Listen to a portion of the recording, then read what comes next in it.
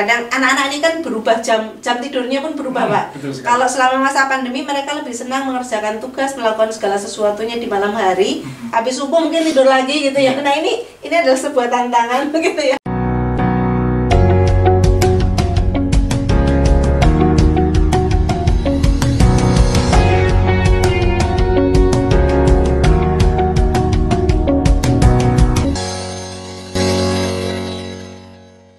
Bismillahirrahmanirrahim.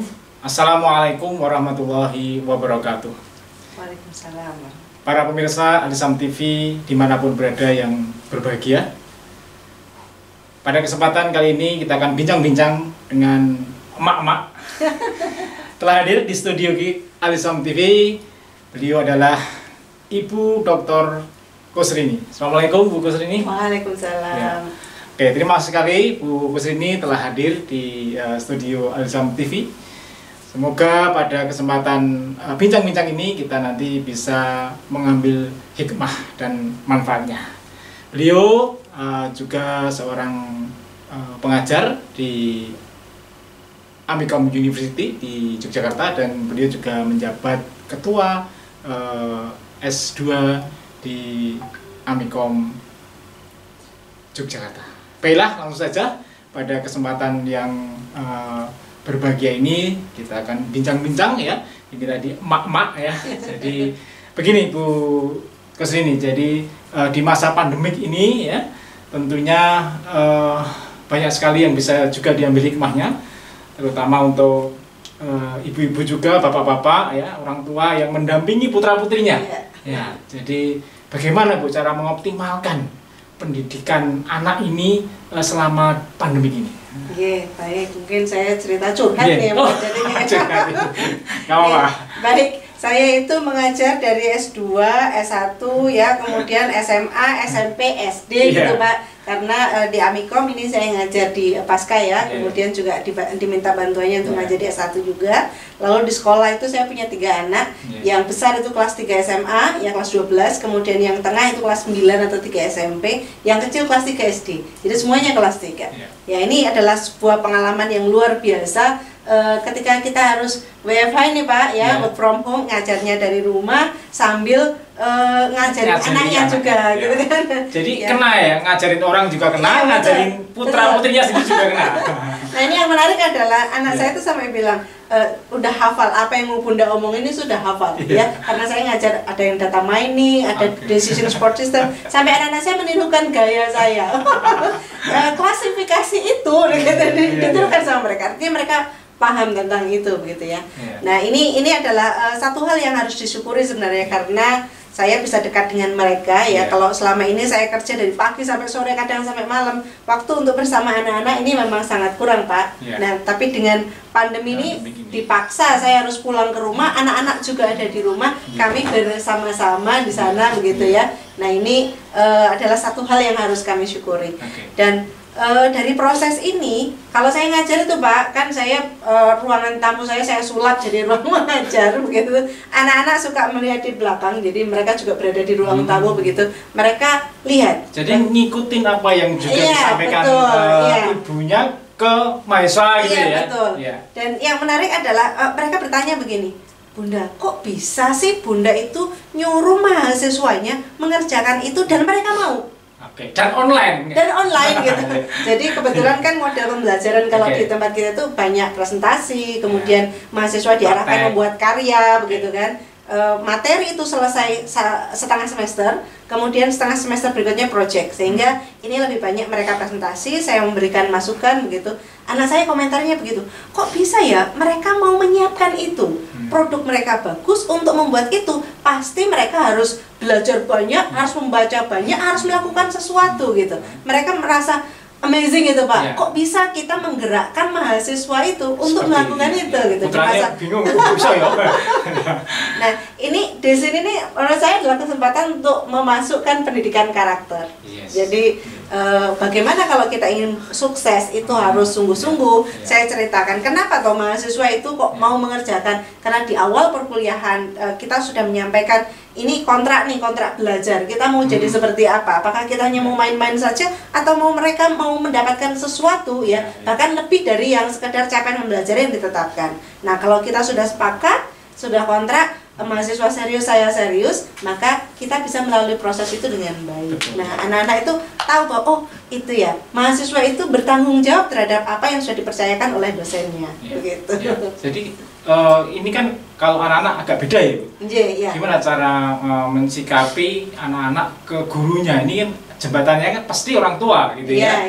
Artinya kadang yang di SMS meskipun anaknya tapi WA-nya dipegang orang tua itu ya. Kita juga ikut artinya kontribusi untuk tanggung jawab agar putranya itu untuk mengerjakan gitu ya. Betul. Itu triggernya gimana? Ya memang ada, ya harus bersabar. Tidak semuanya sempurna seperti yang kita harapkan. Kadang anak-anak ini kan berubah jam tidurnya pun berubah, Pak. Kalau selama masa pandemi mereka lebih senang mengerjakan tugas, melakukan segala sesuatunya di malam hari.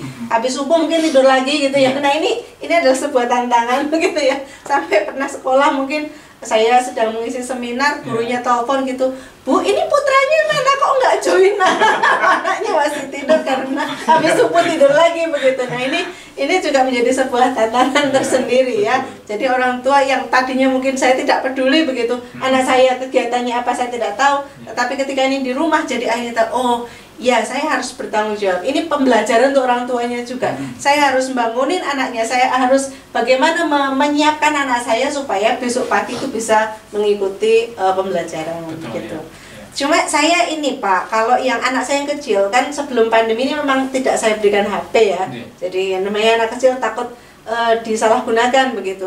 Tapi dengan adanya pandemi ini menjadi wajib karena apa, pembelajarannya lewat situ gitu kan. Ya lewat HP, lewat komputer begitu kan. Nah ini akhirnya ya kita harus memberikan pembelajaran menggunakan sesuatu yang harusnya sebenarnya belum boleh digunakan dengan bijaksana. Nah ini menjadi satu pembelajaran. Termasuk komunikasi dengan guru. Kalau normalnya memang guru akan menghubungi saya, tapi untuk beberapa dengan wali kelas atau apa, anak saya yang kecil sudah saya minta untuk bisa berkomunikasi sendiri. Tapi diajarin gitu ya, betul. Diajarin. Asal mungkin salam dulu. Message-nya, pesannya ngawur tuh ya. Iya. Prinsip ya. Tugasnya nggak timan. Nah, bukan seperti itu ya. Betul, ya, diajarkan. Etika berkomunikasi menggunakan gadget. Iya. Walaupun di awal-awal pernah juga saya pernah diingatkan oleh guru gitu karena ya namanya anak-anak suka status, misalnya ada soal dia tidak setuju dengan cara menyampaikan gurunya, dia pasang di status begitu. Nah ini saya sempat ditegur oleh gurunya, Ibu ini kok saya lihat status seperti ini. Nah ini pembelajaran juga bagi saya karena saya tidak sempat untuk melihat status. Jadi, mungkin karena putranya 3 ya. Jadi satu-satu detail nggak sempat mungkin ya. Sempat. Nah ini tapi dari situ ya terima kasih sekali oleh gurunya itu ketika beliau menyampaikan begitu. Artinya saya bisa berkesempatan menginformasikan kepada anak saya, mengedukasi kepada anak saya bahwa hal yang boleh, hal yang tidak boleh di dalam komunikasi dengan orang lain ya, baik itu secara langsung maupun melalui media sosial. Mungkin mereka tidak tahu, sekedar share di status gitu kan, tidak ada artinya, toh hanya saya aja dengan HP ini, mungkin mikirnya begitu. Padahal apa yang di-share itu orang sedunia tahu begitu kan. Nah ini jadi saya sampaikan status itu ya. Betul, jadi disampaikan tidak boleh untuk sembarangan ya, sesuatu yang menyakitkan hati orang lain itu harus di ini. Bahkan kita mungkin juga sedikit menakut-nakuti gitu ya Pak ya, memberikan kasus-kasus bahwa oh ini loh sampai akhirnya dipenjara karena dia menyebarkan hoax misalnya. Undang-undang ITE nanti bisa kena ya. Itu bisa masuk. Bisa juga nanti. Anak-anak bisa kita informasikan itu. Kalau kita nggak menyampaikan, mereka tidak tahu gitu. Itu pembelajaran mungkin ya, buku ini ya terkait undang-undang ITE itu anak juga harus sudah tahu. Sedini mungkin. Gitu. Karena mereka sudah pegang itu, kita nggak bisa memfilter gitu. Jadi pembelajaran itu penting. Oke. Dan juga perlu diketahui buku ini juga megang sebuah pembelajaran jarak jauh gitu ya, di sebuah organisasi ya namanya Asosiasi Pendidikan Informatika dan Komputer ya. Jadi terkait pembelajaran jarak jauh itu sebenarnya belum lama ya dilakukan di perguruan tinggi ini, tapi ini tiba-tiba ya, iya, betul. Semua jenjang harus melakukan. Nah, ini mungkin gimana Bu? Mungkin diambil efektivitasnya atau mungkin bagaimana menyikapi ini untuk PJJ ini? Baik, ya. Ini adalah tantangan bagi siapapun, bagi siapapun. Tidak hanya orang tua, tidak hanya anak, termasuk perguruan tinggi, termasuk sekolah, termasuk dosen dan guru. Mereka harus menyiapkan cara pembelajaran yang berbeda. Kita sama-sama mencari untuk bisa menyediakan pembelajaran yang efektif, yang berkualitas di tengah keterbatasan. Tapi kalau kita lihat sebenarnya ini adalah sebuah peluang, Pak. Ketika kita dalam kondisi seperti ini, kreativitas itu menjadi luar biasa. Saya lihat guru-guru anak saya itu bagaimana mereka menyiapkan materi yang begitu luar biasa. Saya rasa ini juga karena dedikasi ya, karena mereka ingin sekali gimana anak-anak itu betul-betul bisa gitu ya. Dari pagi sudah disapa di grup WA, kemudian di LMS sudah disiapkan materinya.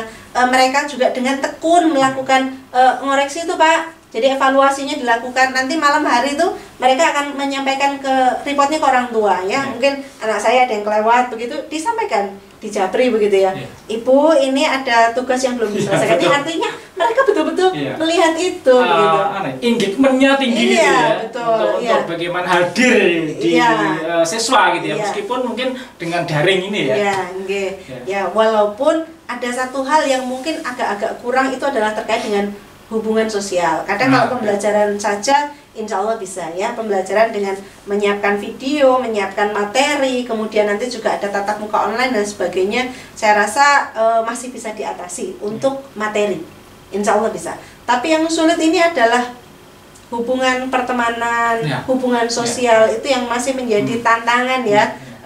Kalau yang namanya anak-anak, kalau orang dewasa mungkin kalau saya di Pasca, kemudian di Aptikom ya, kita membuat kelompok-kelompok itu mudah karena mereka adalah orang-orang dewasa. Tapi ketika anak-anak ini kalau lama nggak ketemu tuh, ketemu pertama aja mereka malu-malu gitu kan, mau ngomong apa gitu. Ketemu online juga mereka nggak bisa seperti biasanya, sehingga seperti mereka tuh bilang apa, sepi Bunda.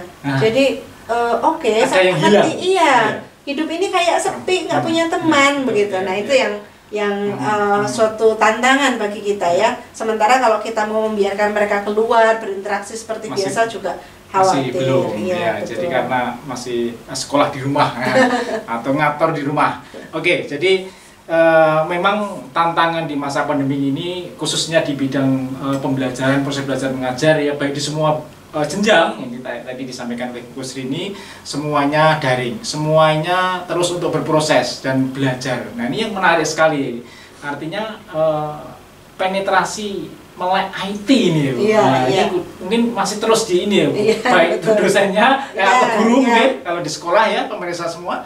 Nah itu perlu ini gimana Bu, mungkin untuk mengupgrade atau dengan sendirinya emang ya, karena saya harus menyampaikan materi, karena setiap materi, saya kira cara penyampainya beda-beda. Gimana bentuknya? Baik, ya. Saya rasa semua pihak harus berkontribusi di sini ya, tidak bisa masing-masing. Dari sekolah, dari perguruan tinggi, mereka tentu harus menyediakan fasilitas bagi gurunya, bagi dosennya begitu ya, untuk menyiapkan materi dengan baik. Minimal adalah terkait dengan kebijakan, karena kalau tidak ada kebijakan ini nggak terarah begitu. Jadi itu kebijakan dari perguruan tinggi dilengkapi dengan fasilitas, kemudian kemauan dari guru, dosen untuk belajar, lalu kita dari komunitas, dari asosiasi ya, mungkin juga orang-orang yang diberikan kelebihan sedikit begitu ya, ilmu pengetahuan untuk bisa sharing. Makanya kalau di Aptikom ini kan kita ada konsep sedekah materi gitu ya, bagaimana yang punya materi lebih, yang sudah siap videonya, di-share di sana, sehingga nanti dosen yang lain bisa memanfaatkan untuk bisa digunakan pembelajaran di perguruan tinggi yang berbeda. Terima kasih sekali Bu Kusrini, tadi telah panjang lebar bagaimana proses belajar di masa pandemi. Tentunya untuk yang terakhir mungkin pesan untuk mama. Baik. Jangan sampai daring ini membuat darting begitu ya. Darting ya? Ya, darting darah tinggi Pak. Darah tinggi. Kayak kadang guru orang tua lebih kejam, keras dari gurunya ya. Betul, iya. Ini kita harus secara bijaksana, karena anak-anak ini juga semuanya perlu penyesuaian ya, sehingga Iya. kalau ada hal yang kurang mungkin memang tidak bisa sesempurna, tetapi itu bukanlah segalanya gitu kan. Yang terpenting Iya. adalah proses. Bagaimana mereka mau belajar itu yang terpenting. Sehingga kalau ada hal yang kurang, ya bagaimana caranya kita menyadarkan mereka secara bijaksana begitu ya, tidak memaksa, karena namanya anak-anak nih Pak, kalau semakin dipaksa semakin tidak mau sekarang ini. Makin menjauh. Nah, iya. Ya, semakin males Iya. kadang ya. Gimana cara ini kesempatan kita menjadi sahabat anak-anak Iya. kita, Oke. menjadi tempat curahan hati, apa yang menjadi keluh kesah mereka, Iya. sehingga kita bisa sama-sama mencari solusinya. Oke, luar biasa sekali. Tadi kita bincang-bincang emak-emak ya dengan Ibu Dr. Kusrini. Harapannya ini bisa menjadi hikmah dan manfaat bagi kita semua, juga para pemirsa Al Islam TV. Saya kira itu untuk bincang-bincang pada kesempatan kali ini. Semoga bermanfaat untuk kita semua. Terima kasih Bu Kusrini. Sama-sama Pak Nurul. Oke, Assalamualaikum warahmatullahi wabarakatuh. Waalaikumsalam warahmatullahi wabarakatuh.